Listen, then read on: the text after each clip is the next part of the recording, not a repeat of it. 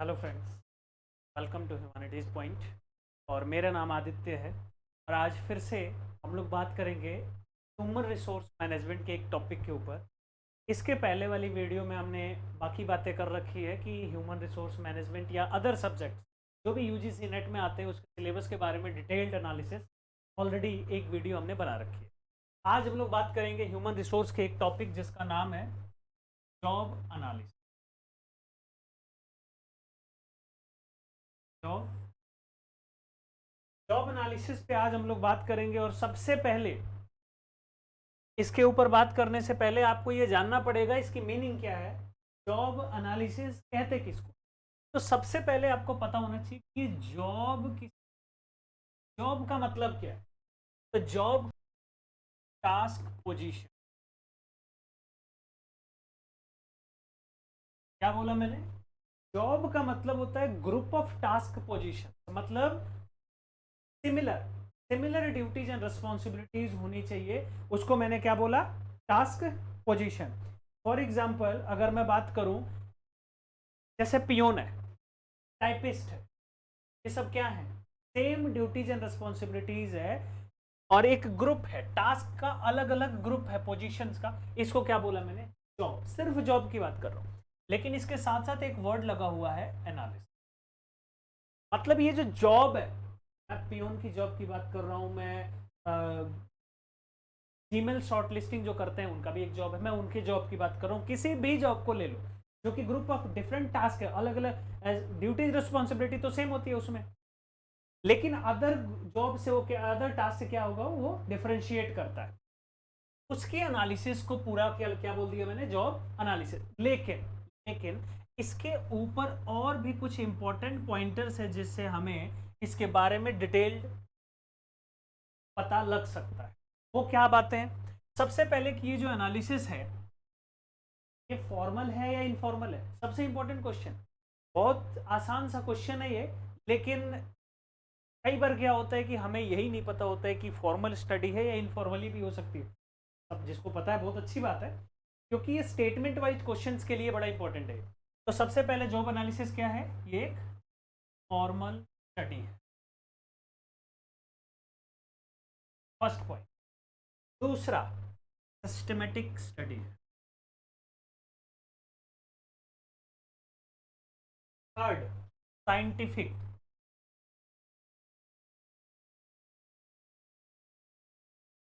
Scientific study है। Okay, formal study हो गया, सिस्टमेटिक एंड साइंटिफिक स्टडी हो गई। एक तरीके से चलने वाले स्टेप्स होंगे, एक जॉब एनालिसिस के प्रॉपर एक स्टेप्स होंगे कि इस तरीके से जॉब की एनालिसिस करनी है। अभी अच्छा, एक चीज यहां पे आया है, पोजीशन। बात करेंगे, अगर मैं जॉब और पोजीशन की बात करूं तो दोनों में अंतर क्या है? पोजीशन और जॉब, इन दोनों में से पर्सनल और इम्पर्सनल किसे कह सकता हूं? पोजीशन पर्सनल है या इम्पर्सनल है, कैसे बात कर सकते हैं हम लोग? जॉब को इम्पर्सनल बोलूं या पर्सनल बोलूं? ज़्यादा डिटेल में नहीं जाऊंगा। जॉब इम्पर्सनल हो, चलो यहीं पे सिर्फ जॉब के बारे में यहाँ लिख रहा हूँ,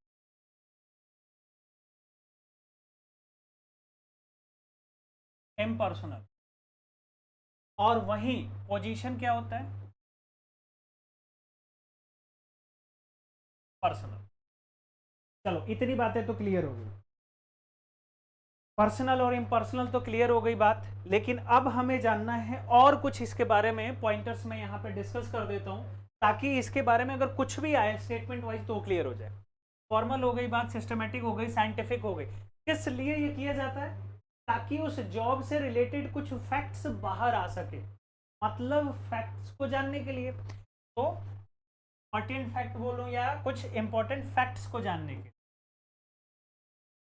अब वो फैक्ट्स कौन कौन से होंगे ये आगे पता लग जाएगा हमें, तो फैक्ट्स कौन कौन से होंगे। अच्छा, तीसरी बात हो गई। चौथी बात करेंगे कि एक वर्ड आता है वर्क डिजाइन। जॉब एनालिसिस जो है ये एक पार्ट है ओवरऑल वर्क प्लानिंग का, जिसे वर्क डिजाइन के क्या बोलूंगा, जे, इसको जे से डिनोट कर रहा हूं मैं। J, job analysis is a part of overall work planning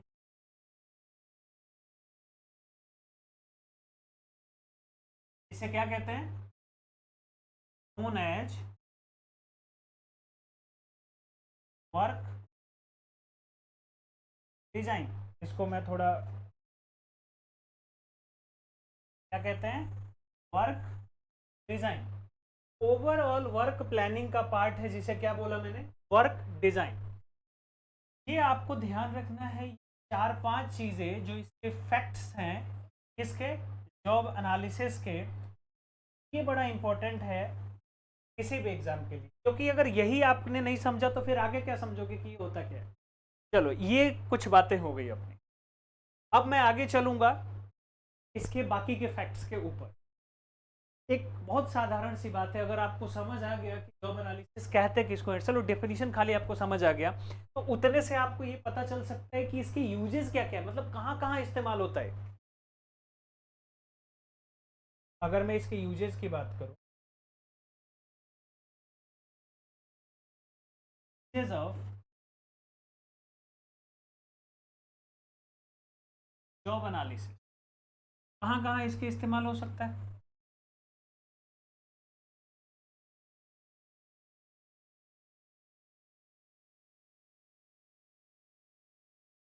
सबसे पहले जॉब एनालिसिस का इस्तेमाल ऑर्गेनाइजेशन किसी भी लेवल पे हो सकता है, या ऑर्गेनाइजेशनल प्लानिंग बोल। और कहाँ हो सकता है? रिक्रूटमेंट में। और कहाँ? सिलेक्शन में भी हो सकता है, इंडक्शन। और क्या बोलूं मैं? इंडक्शन के बाद चलो यहीं पे बना देता हूं। और 4 हो गया ना। ट्रेनिंग एंड डेवलपमेंट में हो सकता है, ट्रेनिंग एंड डेवलपमेंट में भी हो सकता है। परफॉर्मेंस अप्रेजल, ये सारे चैप्टर्स हैं, ये बाद में डिस्कस करेंगे हम लोग डिटेल में क्या है परफॉर्मेंस अप्रेजल में, एक्सेट्रा। कुछ भी यहाँ और ले लो, मैक्सिमम जगह पे इस जॉब के एनालिसिस का उपयोग किया जाता है, यूज किया जाता है। क्यों यूज किया जाता है? क्योंकि पिछले ही स्लाइड में मैंने आपको बताया कि जॉब एनालिसिस क्या है, एक फैक्ट बताता है। जॉब एनालिसिस से उस जॉब के बारे में फैक्ट बाहर निकल के आते हैं, उसके बारे में चीजें बाहर निकल के आती हैं, तभी तो इनका इस्तेमाल करूंगा मैं, इसलिए ये इतना इंपॉर्टेंट जॉब एनालिसिस। चलो इतनी बातें हो गई। अब हम लोग बात करते हैं इसके सबसे इंपॉर्टेंट पार्ट की, जिसको मैं क्या बोलूंगा?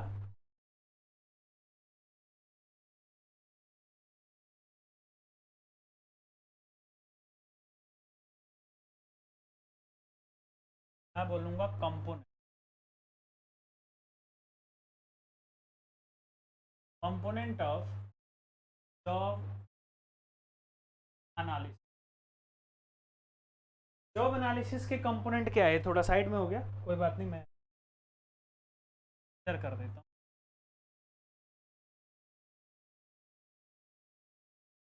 लिख देता हूँ यहाँ पे, कंपोनेंट ऑफ जॉब एनालिसिस। ठीक है, चलो अब इस पे बात करेंगे जरा। सबसे पहली बात कि कंपोनेंट ऑफ जॉब एनालिसिस बड़ा ही कॉमन है और हर कोई जानता है, हर जगह देखने को मिल जाता है। चलो वही बात कर लेते हैं, कितने हैं कंपोनेंट। सबसे पहला होता है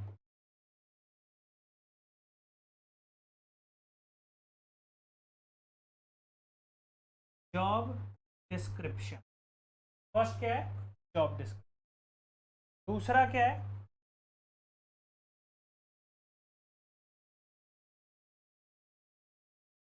जॉब स्पेसिफिकेशन। सेकंड क्या हो गया? Job specification. And third one is job इवेल्यू। अब यहाँ पे थोड़ी सी सुनने की ज़रूरत है, ठीक है, यहाँ पे थोड़ा ध्यान से सुनना। फर्स्ट है जॉब डिस्क्रिप्शन और दूसरा है जॉब स्पेसिफिक। इन दो को मैंने एक कलर से रखा है, इसका खास रीजन है। उसका रीजन ये है कि मैक्सिमम किताबों में इन दोनों को ही एज अ कंपोनेंट दिखाया गया है, इसको नहीं दिखाया जाता है एज अ कंपोनेंट। लेकिन कुछ किताबों में तीनों को एज अ कंपोनेंट और एलिमेंट्स कहा गया है। बेसिकली जॉब एनालिसिस हेल्प करता है जॉब इवेल्यूएशन। मतलब एक तरह से जो यूजेस मैंने बोला था कि यूजेस ऑफ जॉब एनालिसिस, तो मैं वहां भी ले सकता हूं कि जॉब इवेल्यूएशन में यूज होता है जॉब एनालिसिस। बट कुछ किताब कहते हैं कि जी ये एलिमेंट है, इसको एलिमेंट वो मानते हैं। चलो ठीक है, अब हम लोग बात करते हैं यहाँ पे। तो हम भी क्या करेंगे, एलिमेंट इन तीनों को मानेंगे। एलिमेंट हम इन तीनों को मानेंगे, कोई बात नहीं। ये जो किताब नहीं कहते अभी उसको तो हम इन तीनों को एलिमेंट मान के चलेंगे, ठीक है। वो शक के दृष्टिकोण से हम लोग देख रहे हैं उसको, लेकिन फिर भी उसको हम मान के चलेंगे कि वो एलिमेंट है। क्वेश्चन जो आता है, एक क्वेश्चन इसमें बड़ा रिपीटेड पूछा गया है और पूछा जाता रहा है, कई बार आ गया। उसका ये पूछना है कि what are the by products of job analysis और what are the immediate outcome of job analysis. Immediate outcome और बाई प्रोडक्ट जब भी पूछा जाए तो हमें सिर्फ इन दोनों का ही नाम लेना है। इन दोनों का, job analysis, sorry, job description and job classification. इन्हीं को मैं क्या बोलूंगा, immediate product of job analysis. ये बड़ा टेक्निकल वर्ड दिख रहा है, ये टेक्निकल नहीं है, मतलब मैं शॉर्ट में लिख दे रहा हूँ यहाँ पे। इसका मतलब यही है, immediate product of job analysis. चलो ऑफ भी लगा दे, अभी ठीक है। Immediate product of job analysis, या फिर मैं क्या बोल सकता हूँ, बाई प्रोडक्ट। चलो यहाँ पे लिख दे, by product of job analysis. ये जे से कंफ्यूज नहीं हो, तो जे का मतलब एनालिसिस, ठीक है। क्या मैंने बोला यहाँ पे, मैंने ये बोला कि कंपोनेंट या एलिमेंट की अगर बात की जाए यहाँ पे, तो आपको ये ध्यान रखना है कि एलिमेंट तीन हमें ध्यान रखना है जो बोला गया है। वो क्या है, job description, specification and evaluation. By product और इमीडिएट आउटकम पूछा जाए जॉब एनालिसिस का, तो हमें क्या बताना है, इन दोनों को, ठीक है। अभी हम आगे बात करेंगे डिटेल में कि जॉब डिस्क्रिप्शन क्या होता है, स्पेसिफिकेशन क्या होता है और इवेल्युएशन क्या होता है। सबसे पहले अब आगे देखते हैं जरा, जॉब डिस्क्रिप्शन की बात करें। किसकी बात करेंगे, जॉब, लिख देता हूं,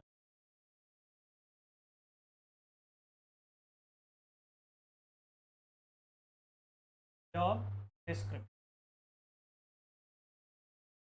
सबसे पहले कि जॉब डिस्क्रिप्शन और क्या क्या कहते हैं ये भी जानना तो job description is also known as what, position description. क्या कहते हैं इसको, पोजीशन डिस्क्रिप्शन। जॉब डिस्क्रिप्शन का अदर नेम क्या बोल सकता हूं मैं, पोजीशन डिस्क्रिप्शन। अब बारी आती है एक्सप्लेनेशन की कि जॉब डिस्क्रिप्शन में होता क्या है। बहुत सिंपल शब्दों में आपको समझना है कि जॉब डिस्क्रिप्शन वो होता है जो जॉब को डिस्क्राइब करे।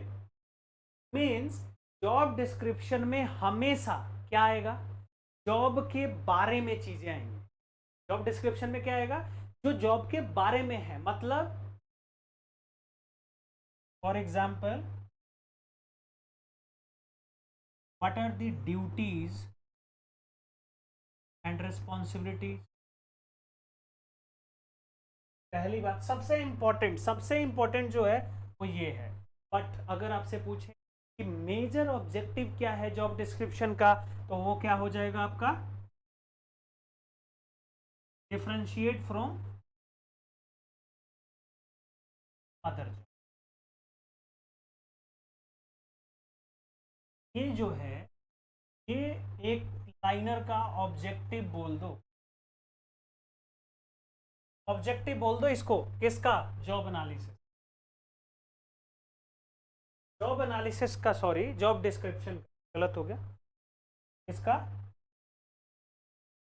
जॉब डिस्क्रिप्शन का, क्लियर है? यहां से job description also known as position description, और इसके अंदर क्या क्या फैक्ट्स आते हैं, मतलब पोजीशन डिस्क्रिप्शन क्या बताता है? ये सिर्फ डिस्क्राइब करता है, ये बताता है एक जॉब के बारे में, उसकी ड्यूटीज क्या है, उसकी रिस्पॉन्सिबिलिटी क्या है, अदर जॉब से कैसे अलग है, उसका कोड नंबर क्या है, जॉब की लोकेशन कहाँ है, जॉब की लोकेशन कहाँ है, जॉब समरी, यहां लिख रहा हूं, जॉब समरी एक्सेट्रा, ये सारी बातें किसकी है? जॉब डिस्क्रिप्शन की है, क्योंकि ये सिर्फ जॉब के बारे में बातें हो रही है। मैंने ये मेजर मेजर पॉइंटर्स लिखे हैं, और भी अगर कुछ पॉइंटर्स लिखा जाए आपके पास तो आप समझ लो कि वो जॉब डिस्क्रिप्शन का है। कैसे समझोगे? कि अगर वो जॉब के बारे में हो तो समझ जाना है कि ये जॉब डिस्क्रिप्शन है। Difficulty of job etcetera etcetera सारा किसकी पार्ट होती है? Job description. अब हम आगे चलते हैं किस पे? Job specification. दूसरा टॉपिक क्या है अपना? Job specification.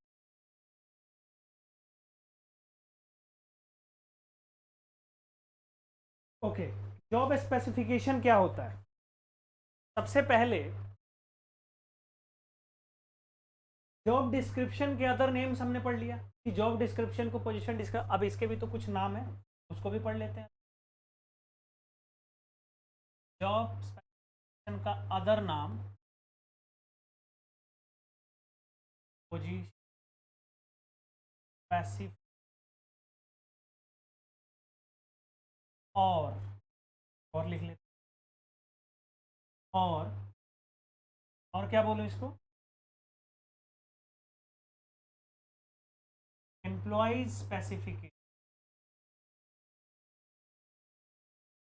हो सकता है। अब भी आसान हो गया आपके लिए, लेकिन अगर एग्जामिनर मैं रहूं तो मैं ये वाला नाम आपको, रीजन क्या है कि क्वेश्चन में भी कई बार उसकी चीजें छुपी होती है। फॉर एग्जाम्पल कि इसका क्या नाम बोला मैंने? Employee specification. अब तो इस लगभग लगभग, मतलब समझदार तो खैर होना चाहिए, मैं बोल रहा हूँ कि नॉर्मल किसी को भी ये पता चल सकता है ना नाम से। एम्प्लॉय स्पेसिफिकेशन का मतलब क्या है? जो एम्प्लॉय की स्पेसिफिकेशन बताता है। मतलब जॉब स्पेसिफिकेशन क्या होता है? वो एक डॉक्यूमेंट है, वो एक समरी है, वो उसमें वो चीजें लिखी गई है जो एम्प्लॉय के बारे में है। मतलब वो ये बताता है कि एक एम्प्लॉय के भीतर उसको क्या खूबी चाहिए कि वो इस जॉब को परफॉर्म कर सके।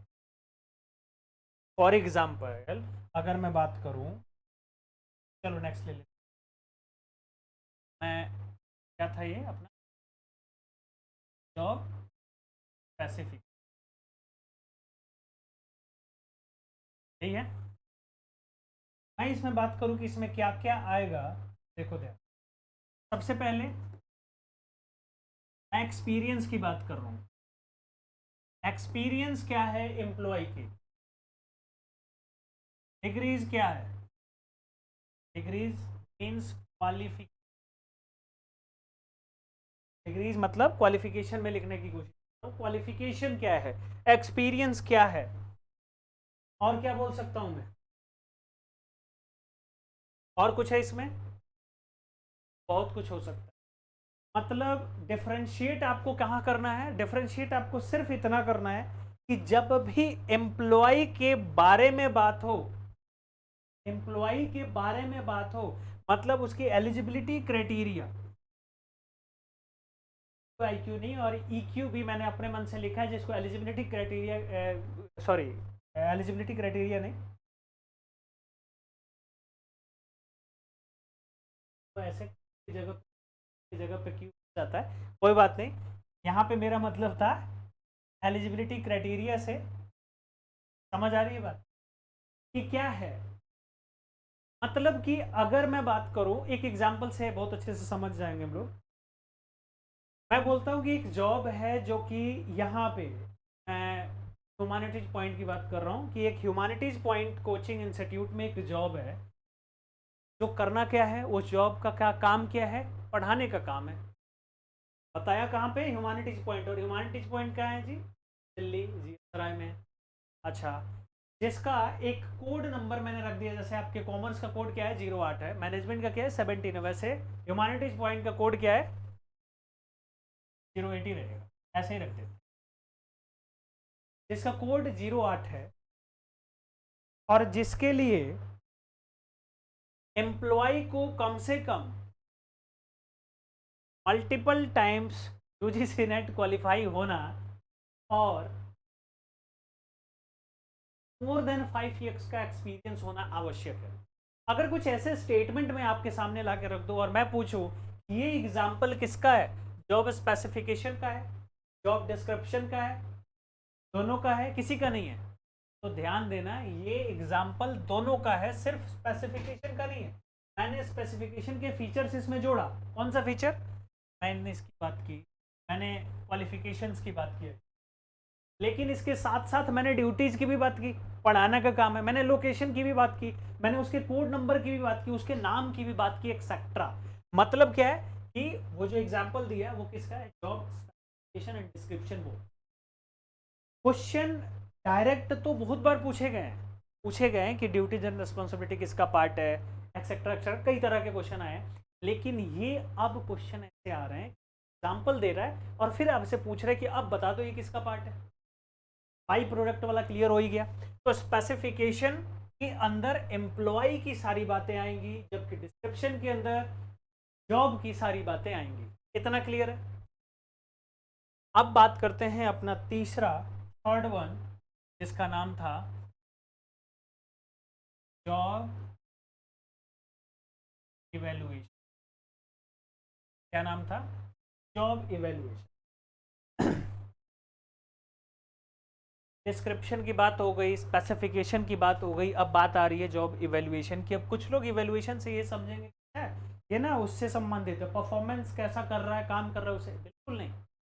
जॉब इवेल्युएशन संबंधित है किससे, वर्थ ऑफ द जॉब। देखो यहाँ पे सिर्फ इसको मैं डिफाइन करके चल रहा हूँ, इसके चैप्टर में हम बात करेंगे कि इसके डिटेल में इसके मेथड्स क्या है, बहुत कुछ डिटेल इसका बाकी है। वर्थ ऑफ द जॉब मैंने यहाँ पे लिखा है, इसका मतलब क्या है, ये वर्थ ऑफ द जॉब का क्या मतलब है, क्या होता है। वर्थ ऑफ द जॉब का मतलब है कि इस जॉब की कीमत क्या है। जॉब एनालिसिस ये भी बताता है कि एक जॉब है अगर ऑर्गेनाइजेशन में तो उसकी कीमत क्यों चाहिए। एम्प्लॉय आप और मैं काम तो करेंगे, और अगर हम काम करेंगे तो क्या लालची नहीं, कुछ तो चाहिए ना हमें। तो जब हम काम करेंगे तो कुछ चाहिए, अब हमें कितना दिया जाए। हम 5 रुपए के लायक हैं, 50 रुपए के लायक है, 5,000 के लायक है, 50,000 के लायक, कैसे पता लगेगा, वो पता लगेगा उस जॉब को इवेलुएट। जॉब इवेलुएशन क्या होता है कि जब मैं जॉब को इवेलुएट करता हूँ, उसका तरीका नॉर्मल मैं बोलूँ तो दूसरे जो जॉब्स हैं उनसे कंपेयर किया जाता है इस जॉब को, और देन देखा जाता है कि इसकी डिफिकल्टी उसकी डिफिकल्टी से कितना ज़्यादा है, कम है, कैसा है, अलग अलग फैक्टर्स को कंपेयर किया जाता है। जिसकी डिफिकल्टी ज़्यादा आती है उसकी पैसा की ज़्यादा होती है।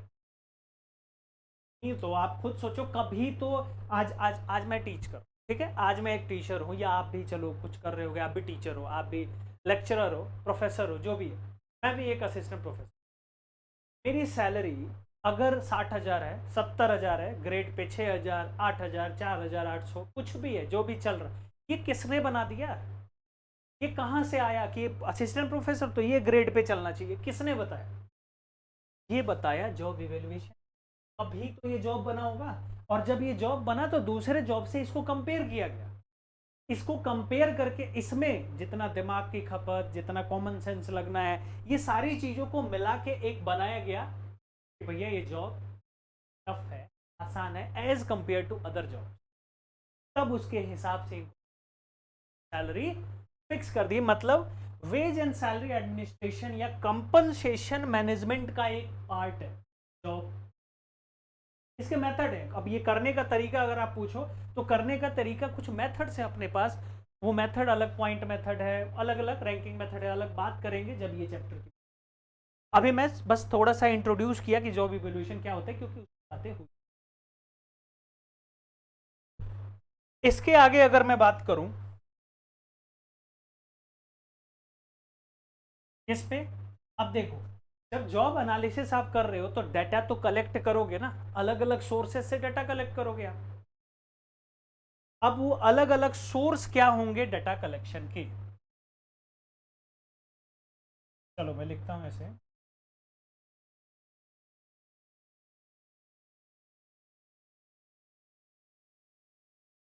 सोर्सेस ऑफ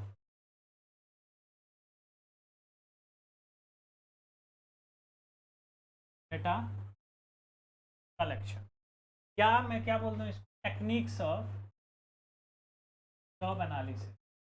इससे ज़्यादा बेहतर रहेगा बोलना ये, जब हम जॉब एनालिसिस कर रहे हैं तो जॉब एनालिसिस करने के लिए मुझे आंकड़े चाहिए, डेटा चाहिए।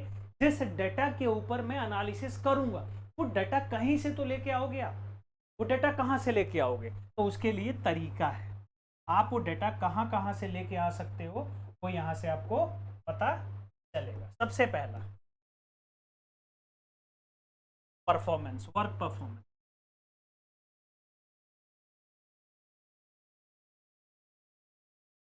का क्या मतलब है, एक तो आपको इस जॉब के बारे में, फॉर एग्जांपल चलो एक ऐसा टीचिंग को लेके चलते हैं, है ना, टीचिंग मैं जो कर रहा हूँ इसको लेके चलते हैं। फॉर एग्जांपल कि आपको टीचिंग के ऊपर, मतलब टीचिंग जॉब को एनालिसिस, तो टीचिंग के ऊपर आपको डाटा चाहिए, तो आप कहाँ से लेके आओगे, एक तरीका है वर्क परफॉर्मेंस या जॉब परफॉर्मेंस। मतलब आप खुद ही जॉब को परफॉर्म कर लो, एक बार आके पढ़ा लो, पता लग जाएगा क्या होता है। नहीं कहते हम लोग, आप लोग भी कहते हैं, जो जिस काम में होता है कहते हैं अच्छा बहुत आसान लग रहा है, एक बार आके कर लो फिर। नायक, नायक मूवी क्या बोलता है, ऐसा इतना ही आसान है तो एक दिन के लिए बन के देख लो कि क्या इसमें है। कहानी अलग हो गई, वो अलग बात है। तो इसी तरीके से आप क्या करके देख सकते हो, देख लिया ना उसने, तो यहाँ पे क्या है, क्या करके देख सकते हो, आप खुद जॉब को परफॉर्म, वर्क परफॉर्मेंस या जॉब परफॉर्मेंस में यहाँ पे बोल देता हूँ, आप जॉब को खुद ही परफॉर्म कर लो। जब खुद परफॉर्म करोगे तो उसके बारे में फैक्ट्स आपके सामने निकल के आ जाएंगे, आपको पता लग जाएगा कि ये जॉब कैसा है। एक तो डाटा कलेक्ट करने का ये तरीका, और क्या तरीका हो सकता है, दूसरा ऑब्जर्वेशन। भाई कोई बोल रहा है नहीं मुझे तो नहीं करनी, तुम ही करो, ठीक है मत करो, ऑब्जर्व तो कर सकते हो, मैं कर रहा हूं आप खड़ा होकर मुझे ऑब्जर्व कर लो। ऑब्जर्वेशन मेथड भी तो होता है, मतलब कि आप परफॉर्म नहीं करोगे, आप जो परफॉर्म कर रहा है उसको खड़ा होकर ऑब्जर्व कर लो कि वो क्या परफॉर्म कर रहा है। ये भी तो एक तरीका है डाटा कलेक्शन का। और क्या हो सकता है, लॉग रिकॉर्ड्स, हो सकता है कि नहीं लॉग रिकॉर्ड्स, बिल्कुल हो सकता है। कंपनीज में या कहीं कहीं पे क्या होता है, एक पूरा रिकॉर्ड कीपिंग की जाती है आपकी, आप जो भी काम कर रहे हो उस चीज को पूरा नोट डाउन किया जाता है। आप उसको भी तो देख के क्या कर सकते हो, कलेक्ट कर सकते हो डाटा। फॉर एग्जाम्पल कि मैं इतने बजे आया, मैंने ये काम किया, हर चीज कोई और रिकॉर्ड कर रहा है। कई बार ना डायरी भी दी जाती है, डायरी दी जाती है, जो वर्कर काम करते हैं उनको, वो क्या करते हैं, हर बात हर चीज उसमें रिकॉर्ड करते रहते हैं। वो भी क्या है, एक तरीका है। मतलब डाटा कलेक्ट करनी है मुझे, मुझे कहीं से ये आंकड़े एकत्रित करने हैं, डाटा को कलेक्ट करना है ताकि जॉब एनालिसिस कर लूँ। ये तो हो गया, और क्या हो सकता है, सबसे इंपॉर्टेंट तो भूल ही रहे हम लोग, क्या हो सकता है,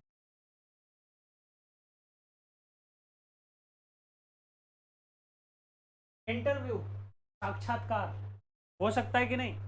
इंटरव्यू क्या होता है, मैं और आप सामने बैठे हैं, के सामने आजकल तो बहुत सारे तरीके आ गए, कहीं भी बैठे हो और फिर मैं क्या बोला आपसे, चाहे कैसे भी, टेलीफोनिक हो गया या फ्रंट टू फ्रंट आप बैठ के हो गया, कॉन्फ्रेंसिंग मेथड से हो गया, किसी भी मेथड से मैंने क्या किया, आपसे कुछ क्वेश्चन पूछा, आपने जवाब दिया। अब इंटरव्यू कई तरह के हो, इंटरव्यू एक तरह का यहाँ नहीं होगा, डिफरेंट टाइप्स ऑफ इंटरव्यू है। अभी इंटरव्यू के टाइप्स पे हम लोग बात नहीं करेंगे, अभी आपको पता लग गया बस इंटरव्यू क्या होता है।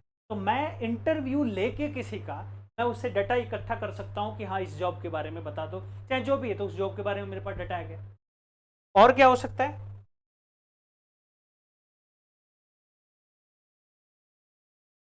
और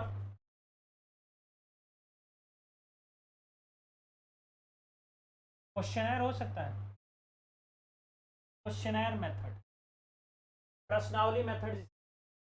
आपको पता होना चाहिए कि क्वेश्चनर डाटा कलेक्ट करने का एक बेहतर माध्यम है, बहुत अच्छा माध्यम है यहाँ पे। बट क्वेश्चनर कितने प्रकार के होते हैं? तो हमने पढ़ा है open ended questionnaire, close ended questionnaire, बिल्कुल होते हैं। बट यहाँ पे जॉब एनालिसिस वाले पार्ट में हम लोग उस वाले क्वेश्चनर की कम बात करेंगे। हम लोग किसी दूसरे क्वेश्चनर की बात करेंगे जो अलग अलग नाम से जाना जाता है, और अभी मैं उसकी बात नहीं कर रहा, क्योंकि अगर मैं अभी उसकी बात करूंगा तो बहुत ज़्यादा ये बड़ा वीडियो हो जाएगा। क्वेश्चनर के अब कौन कौन से टाइप होते हैं ये हम बात करेंगे बाद में, ठीक है? तो क्वेश्चनर समझ तो आ गया ना कि क्वेश्चनर भी एक तरीका है डाटा कलेक्ट करने का, ठीक है? वर्क परफॉर्मेंस हो गया, ऑब्जर्वेशन मेथड हो गया, log records, interview, questionnaire, etcetera etcetera. अब आपको दिमाग लगाना होगा, जरूरी नहीं है कि एग्जाम में यही सेम पॉइंटर्स आपके सामने लिख के आ जाए। कुछ अगर मिलता जुलता कोई चीज़ दे तो आप खुद ही सोच लो कि हाँ ये मेथड में आ सकता है कि नहीं डाटा कलेक्शन के अंदर। कंफर्म है इतना? तो ये मेजर चीज़ें थी किसके ऊपर? जॉब एनालिसिस के ऊपर, क्योंकि इससे बहुत कॉमन है कि क्वेश्चंस पूछ लिए जाते हैं। अब यहाँ पे एक टॉपिक और बच रहा है, जॉब डिज़ाइन। और जॉब एनालिसिस और जॉब डिज़ाइन से ऐसे क्वेश्चंस कई बार मिक्सअप करके आए हैं दोनों कॉन्सेप्ट को। जॉब डिज़ाइन को भी डिस्कस करेंगे किसी क्लास में, और उसके क्या मेथड्स हैं और क्या होता है एक्सेट्रा, उसको भी डिस्कस करेंगे। बट आज के लिए इतना ही है। Thank you.